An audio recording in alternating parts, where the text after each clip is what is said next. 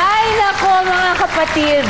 Natutuwa po talaga ako dahil makakasama natin ngayong hapon ang mag-inang idolo ang isa't isa at idolo ng napakarami. They're both moving on beautifully. Ang mother and daughter team na beautiful inside and out, and I'm very happy and proud to have them both on the show. Dr. Vicky Bello and her daughter Crystal. Hello, thank you. No, but Vicky, I need to get this off my chest and in public, okay? Because I think a lot of you remember that many months ago, there was a huge misunderstanding that actually involved someone involved with you. But because of that, inevitably, of course, it had to involve you kahit na it wasn't directed at you. And it turned out to be such a huge misunderstanding. Talagang But can I just say that you reached out to me and I was so touched, di ba? Kasi I mean, the mega reaching out to me, I was really overwhelmed. No, because I really found out the true story. Something else was yung merong ibang nasabi sa akin na kwento na very sincerely naman ang pagkwento sa akin, kaya lang hindi accurate. Tapos, yung narinig mo din pala, yung nangyayari pala sa inyo, yun pala yung parang totoong nangyayari. At ang witness doon ay yung sister-in-law ko. Napaka-chamba namin, no? Ayun nga, yun nga, na si Angeli, na later ko pa nalaman. And you know, because I was going through a tough time, people were, how people judge you physically. And then someone came up to me and she just caught me at the wrong time. And I got the shock of my life. So I said some things that I really now regret that I said, directed at your then significant other. And I just want to say I am sorry, Vicky, if I hurt you in any way. Anyway, having gotten all that out of the way, and I'm so happy to have you here. Thank you, Vicky. You've always been nice to me since the 90s. Crystal pa, first time I meet you. Crystal, kilala ng publiko syempre ang mama mo, di ba? Bilang the Dr. Vicky Bello. Pero nung lumalaki ka, how would you describe your mom when you were growing up? Alam mo, yung mommy ko kasi, she was in med school when my brother and I were small pa. So, it was my lola talaga who really raised us. But my mom, every opportunity she gets with us, parang sobrang malambing, parang Care Bears na, parang kaming lion and her cubs na, come here. So we'll make her masahe, she'll hug us all the time.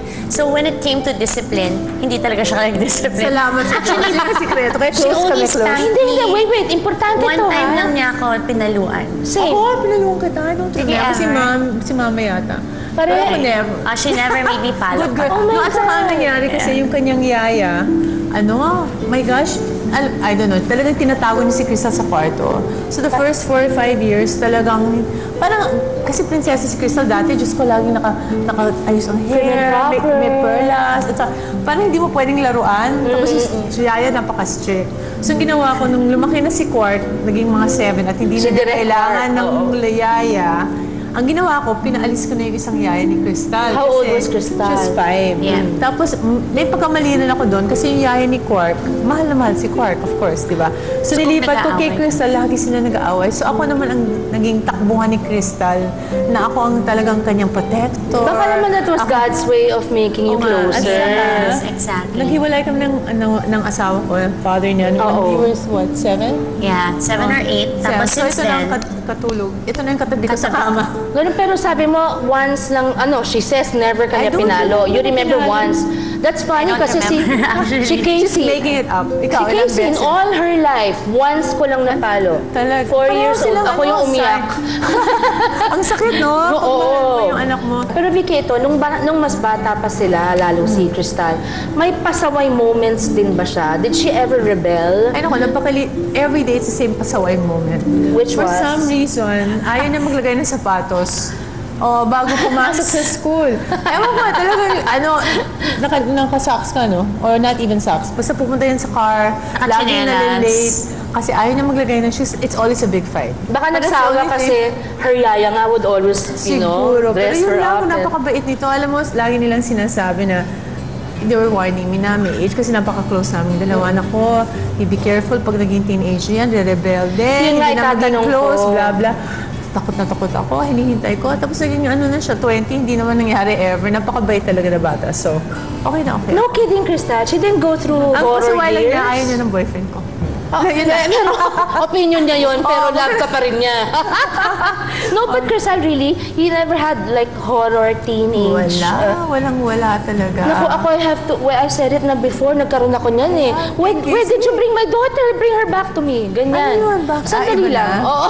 Okay. Pero they always go back to the way they were That's raised. true. And Yung Casey's son all ko medyo. Kasi, alam mo, 12 years old, so always siyang close sa akin. Tapos nung naging boy na, bigla na hindi na naghahalik. Pag pumunta ako sa school niya, gano'n lang siya. Ayaw niya pumunta Medyo kinahihiya. Parang kinahihiya ako. Sabi nila gano'n talaga ang guy, kailangan magdistansya muna. Tapos babalik. Bumalik naman siya mga 19. Actually, kasi ang sabi nila, mas malapit ang boy na anak sa nanay. Diba? Sa kanila, si Crystal ang closer kay Doc Wala naman Vicky. silang close, kasi- Sa akin, mas close din siya sa tatay niya. Oo. Parang nalimot ako. Anyway. Okay, si Crystal, when you were... I was gonna ask Sana if, let's say, because of your mom's fame, at saka yung, you know, because she's Dr. Bello, yung parang, I was gonna ask if you ever didn't like the fact na mommy mo siya, kasi parang baka it was so hard to be, No, you know, in her shadow. The only time na ikinahiya namin ni Kuya was when we were high school. When we were teenagers. Hindi ko alam to. Merong easy dancing ba yun? When was that one time that you came out? A TV show! Show! Because Dito yon sa 5. Okay, kasi she's a oo. very good dancer kasi. No, hindi And ako then, good dancer, patribute Hindi alam ko yun. I saw that in an interview sa VIP. Altogether dancer ako, excuse me. Aldeguer dancer siya. So, Aldeguer, very good okay. dancer. Pero she's an Aldeguer dancer. Yeah. Wala pa kami in this world. So, nakita na lang Hindi namin ako siya dancer. in easy dancing or something na parang Nanay Janisha na binubuhat siya. Yung Kami ni Kuya, lifting na ganyan. Tatlong layer. Na nagulat kayo. Kaya kami ni Kuya, oh my gosh. Hindi ka pa doktor noon. Doktor na siya. Doktor na, kilala na siya. Oo, kilala na Oh siya. my Alam mo naman ako, goodness. try anything once. Tama yun. Ayoko Tama talaga yung yun. mamatay Yeah, ako. pero other ko na than try. that, yun na, syempre, kami ni Kuya, we don't come from a showbiz royal family like you do, pero kaya hindi kami sanay na Pero nasa kilala TV kayo siya, na- tapos palaging meron siyang controversy, di ba? Kesa si Osang yung inaaway niya, or kesa hindi ko alam.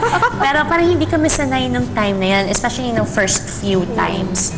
So, doon lang kami nanibago. Pero all the time, I mean, we'd always stand behind our mom naman. Tapos you really Anything. idolized yung mami mo, what she was doing. Of course. The way she handled it, the way na sobrang lakas niya, she's so strong.